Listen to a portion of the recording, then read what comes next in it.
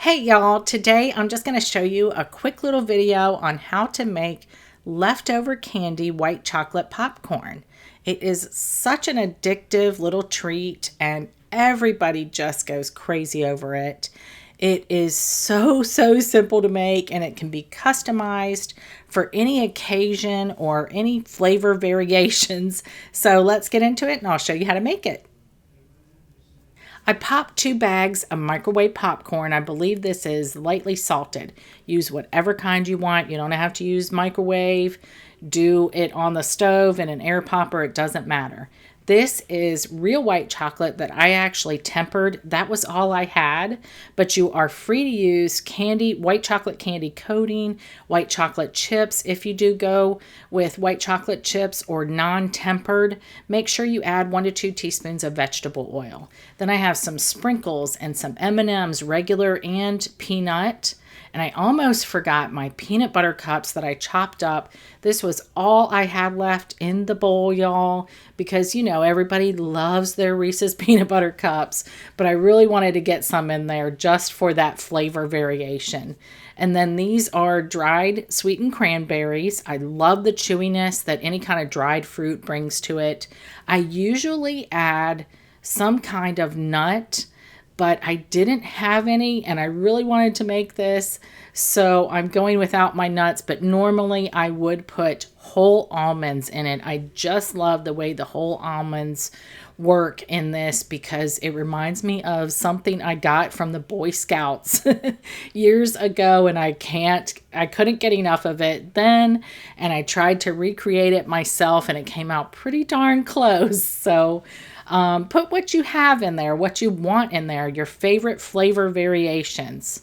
And it's just a matter of dumping everything into the bowl. I always like to do the white chocolate first so it can get a head start and all the candy doesn't get loads of white chocolate on it.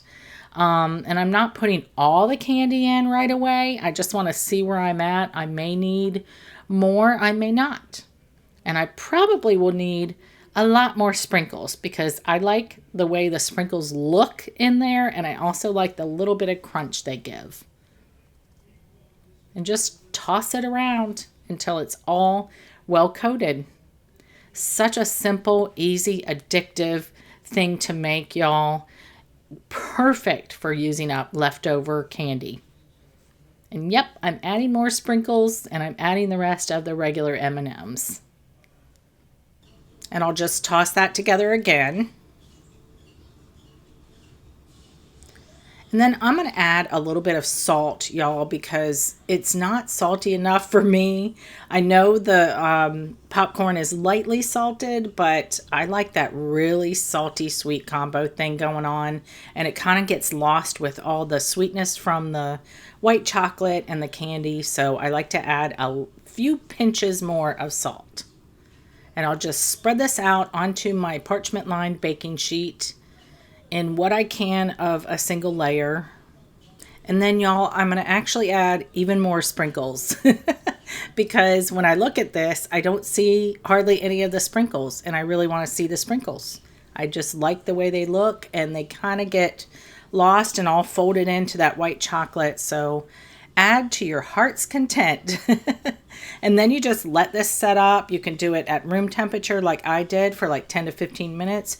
You can put it in the fridge if you want, if you're very impatient.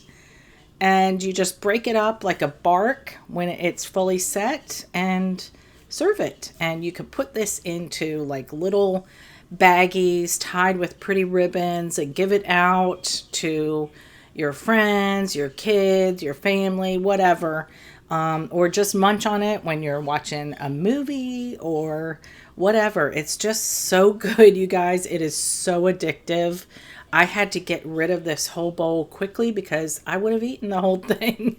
And I love like when I get a big like clump of everything all combined together. I just love that. So enjoy.